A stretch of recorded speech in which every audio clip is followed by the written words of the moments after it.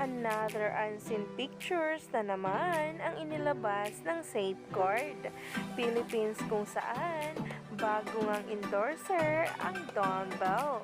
Naumani nga agad ito ng samot-saring komento nang ilabas na nga nila ang kanila mismong endorsement video na talaga nga namang kuhang-kuha nga ng Don Bell ang kilig at talaga nga namang nag-trending ito agad-agad.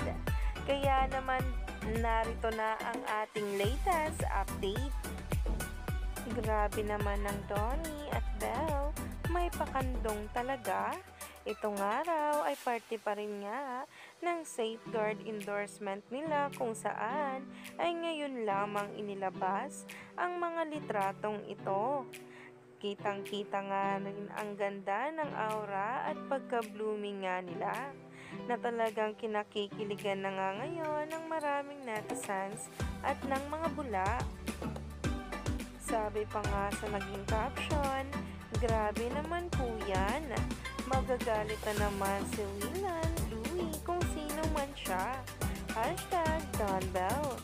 Pero ito nga guys ang kinagiliwan ng marami ng mismong parents nitong si Donnie Pangilinan na si Tito A at Tita M ay mag-react nga dito.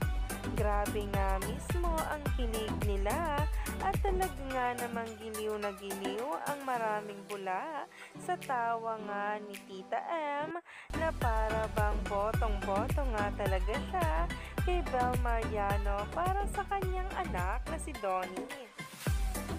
Kaya naman, stay tuned lang tayo for more updates tungkol mismo kay Donnie Pangilinan at Bel Mariano sa mga susunod na araw dahil marami pa nga talaga tayong dapat abangan.